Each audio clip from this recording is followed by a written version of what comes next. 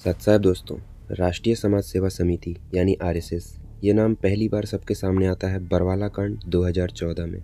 18 नवंबर 2014 के बरवाला कांड के 24 घंटे के अंदर ही संत रामपाल जी महाराज को पुलिस हिरासत में ले लेती है। लेकिन ये बरवाला कांड था क्या, ये सवाल बहुत लोगों के मन में आज भी है।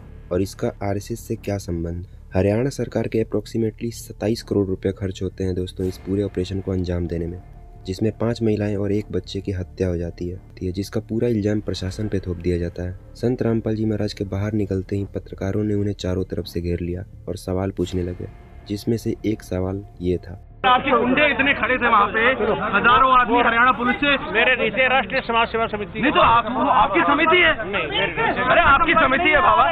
तो आइए डिकोड करते हैं दोस्तों राष्ट्रीय समाज सेवा समिति।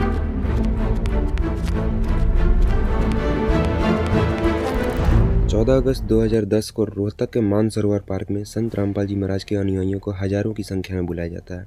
उस समय गुरुजी वहां से 100 से 110 किलोमीटर की दूरी पर बरवाला आश्रम के कुछ मौजूद भक्तों के द्वारा अनुयायियों के बीच एक समिति बनाने का प्रस्ताव रखा जाता है। फिर सबके समर्थन के बाद दोस्तों ये समिति अस्तित्व में आती है, जिसका नाम रखा जाता है राष्ट्रीय समाज सेवा समिति RSS। अब ये आरएसएस सिर्फ ऑन पेपर 14 अगस्त 2010 को बनी थी, लेकिन इसके मेंबर सेम थे जो पहले से ही आश्रम का मैनेजमेंट देखते थे।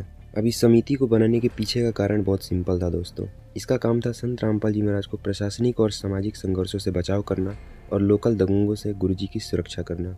इस समिति का मुखिया बना दोस्तों राम कुमार ढाका, बलजीत, राजेंद्र, राज कपूर और इनके जैसे टोटल 51 मेंबर्स इसमें शामिल थे, जिन्हें अलग अलग पदों पर कार्यरत किया गया, जैसे स्टेट कोऑर्डिनेटर, डिस्ट्रिक्ट कोऑर्डिनेटर, प्रधान, वरिष्ठ प्रधान, अध्यक्ष।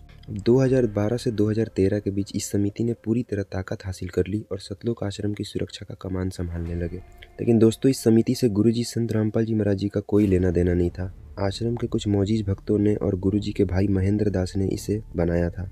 अब जरा ये मास्टर राम कुमार ढाका, जो इस समिति का मेन मुखिया है, इसका भाषण सुनिए, जिसमें ये साफ साफ कह रहा है कि संत रामपाल जी महाराज का इस समिति के फैसलों से कोई लेना देना नहीं है। वो चाहते हैं संत रामपाल जी महाराज को इसके विषय में जोड़ने के लिए, परंतु मैंने उनको बताया इससे कोई लेना देना नहीं है इस कमेटी से। और ये दूसरी क्लिप देखिए, जिसमें राहुल दास, जो आरएसएस का ही एक सदस्य है, उसने बरवाला कांड के दौरान बताया कि राष्ट्रीय समाज सेवा समिति से संत रामपाल जी महाराज जी का कोई लेना देना नहीं है। पहले इनके पास हथियार था, आप डंडा क्यों?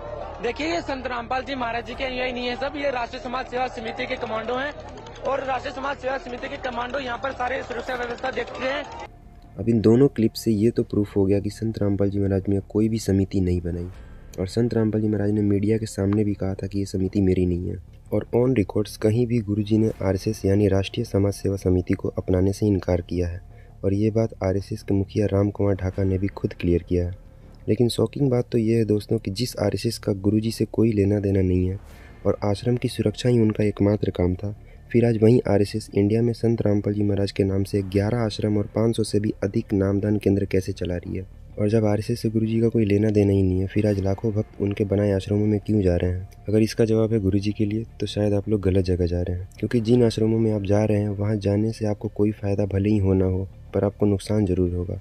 बरवाला कांड होने के बाद पुलिस से पूछताछ में संत रामपाल जी महाराज ने आरएसएस के मुखिया यानी राम कुमार ढाका और दूसरे सहयोगी जैसे बलजीत, राज कपूर और राजेंद्र को इस पूरे कांड का जिम्मेदार बताया, और यहाँ तक कहा कि उन जैसे कुछ लोगों की वजह से मेरा बना बनाया आशियाना उजड़ गया। लेकिन चौंकाने वाली बात तो ये है दोस्तों कि इस बारे में राम कुमार ढाका, बलजीत, राजेंद्र और राज कपूर से पूछा जाता है तो उन्होंने उल्टा गुरुजी पे ही दोष लगा दिया, और जो इल्जाम उन्होंने गुरुजी पर लगाया आप इसे पढ़ सकते हैं। अब क्योंकि आरएसएस का मुखिया राम कुमार ढाका और पुरुषोत्तम सैनी ने पुलिस के सामने बयान दिया कि रामपाल झूठ बोल रहा है और आश्रमों में जो कुछ भी हो रहा था इसके निगरानी में ही हो रहा था, उसने ही कहा था बच्चों और महिलाओं को ढाल बनाओ। अब सोचने वाली बात है कि जिस संत ने कभी एक चींटी तक को मारने का आदेश नहीं दिया, फिर वही संत महिलाओं और बच्चों को ढाल बनाने का आदेश कैसे दे सकते हैं? और यही नहीं, आश्रम के मैनेजमेंट ने संत रामपाल जी महाराज को जान से मारने तक की प्लानिंग कर रखी थी।